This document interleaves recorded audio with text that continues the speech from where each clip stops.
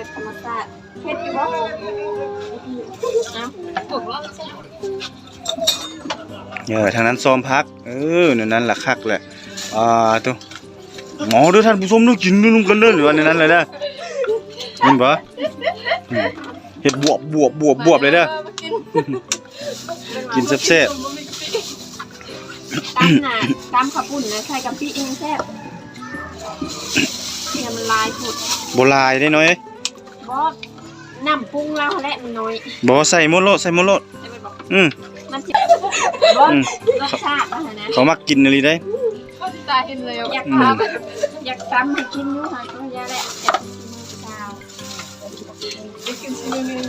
บอกกระซีมก่อนแหละซีมเบิ่งมันโอเคก็จัดการเลยเอามาใส่เลยเนาะใส่เลยจัดการอะไรล่ะบริซีมเลยเจ้าบ่นะ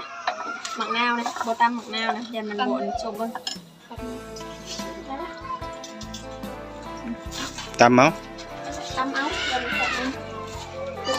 เสียบมือจะได้นั่นได้ซีมไปดิอยู่นัวเขาบุกนะพี่เป็นไรอย่างมาลำจากอีเถอะเป็นเงินต้องตัวโรคที่บุกกับเป็นน้ำลายตัวโรคคือตัวบ้าซีมาดูมันเองเรยอันนึงตากล้องนี่คือน้ำลายน้ำลายตากล้องเป็นอะไรเป็นอะไรเอาเมนิตานั่นอีกประเด็กใส่ระบอซีมเนื้อตอนนี้ซีมเนื้อหมอนแล้วนี่หยาบัดมือบัดหยาบัดมือบัดไม่นอนละบออยู่ในอะไรกับนั่นเป็นอะไร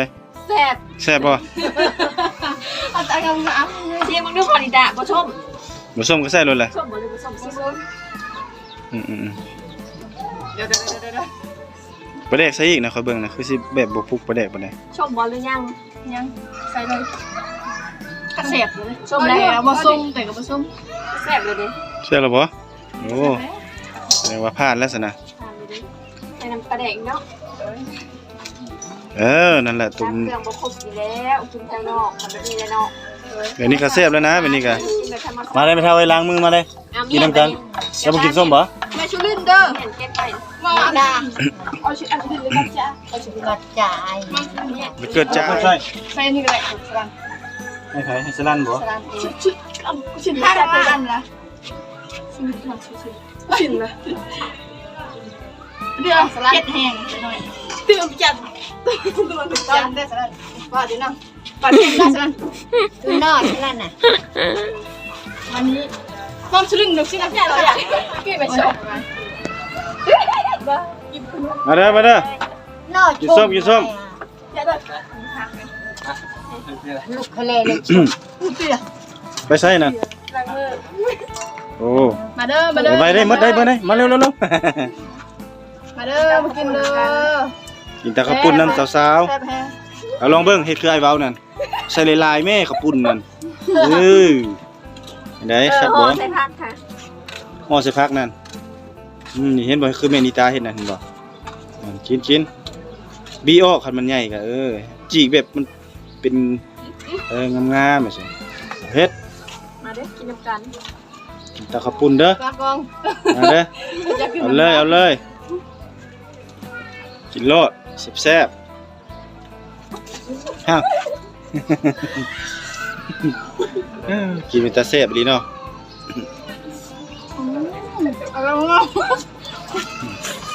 อันควายกิน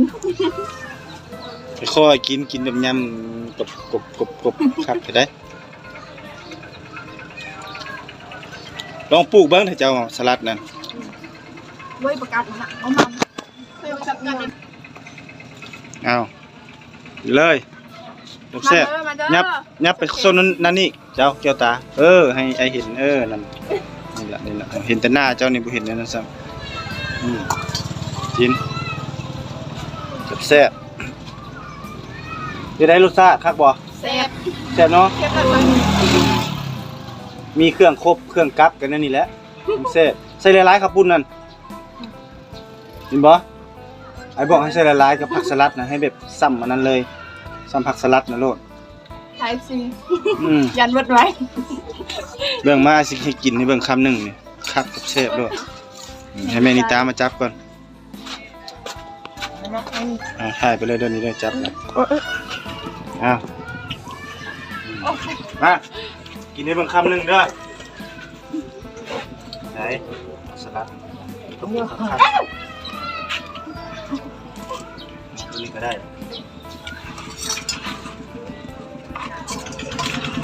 อย่ารสจัดมันนั้นต้นไม้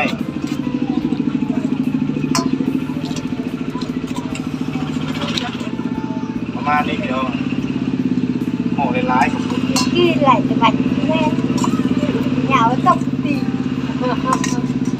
ไม่ได้บอกเลย ครับใช้ถึงไหนแน่ เอามือเลยไม่ได้ตายกินมันไรกินมันไร กินโลด กินเลย อ่า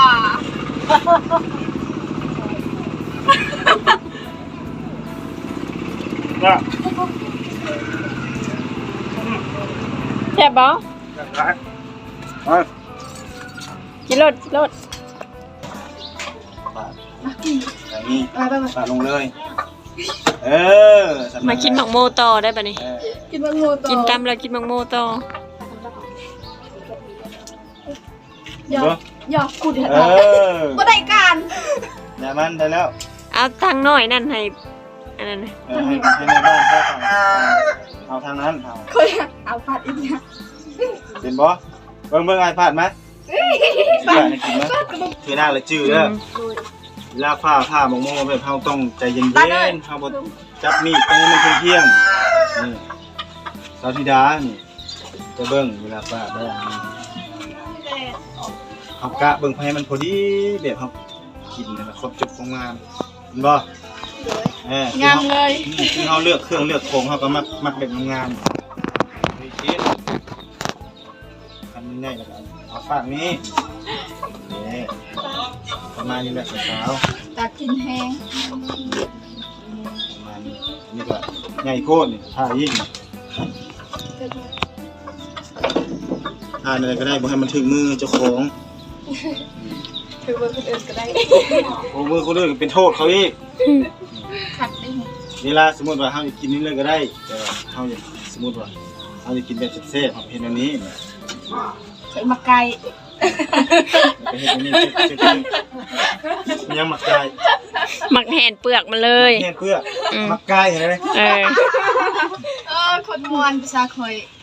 ก็อยากให้เจ้าว่าภาษาเจ้าให้หมักไก่บ่เอาหมักไก่เอาเลย สิใส่เห็นยังชามบ่ใส่นะอ๋อ ใช่บ่เอา นี่ได้ไอ้กิน เอากิน ไก่ ผ่าครึ่งเลย เห็นอันนี้อีกเนาะเบิ่งนี่ อืม เห็นนี่อ้าวกินหมักไก่กับมากินโลด ไก่ บ้านอยู่บ่ หวานหวานหวานหวานจบเลย เอาไม่เท่าเด้มากินไม่เท่านะ พอแล้วไปล้างอ่ะ เอาไปให้แม่ ฮีดใช่บ่คันเป็นไข่กินยังก็บ่ได้ เลยพาหิดอ่ะ กินได้แต่ข้าวอ่ะ จ้าเดินย่างกับอะไร แม่นั่นบ่ มีแต่ปลากับเขา สุรินทร์กินนมแม่บ่ เดิน นี่เราว่าพี่ เขาเห็น แกกระจาย để cái chơi แกกระจ้อย แกกระจ้อยหมักโม่ ต้องเดิน อาบน้ำบ่คือไปล้างหน้านี่ อยากเต้นต่อ đua หัวหัวละฮ้อน อืม หัวฮ้อนเนาะ hòn ฮ้อนก็เลยไปล้างหน้าล้างตาอาบน้ำพร้อมบ่อาบเลยบ่